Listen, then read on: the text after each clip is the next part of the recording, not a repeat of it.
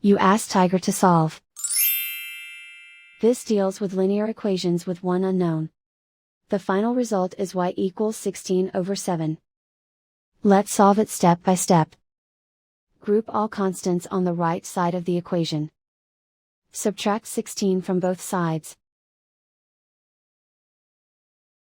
Group like terms. Simplify the arithmetic.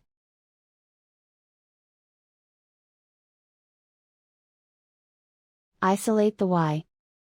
Divide both sides by -7. Cancel out the negatives. Simplify the fraction. Cancel out the negatives. And so the final result is y equals 16/7.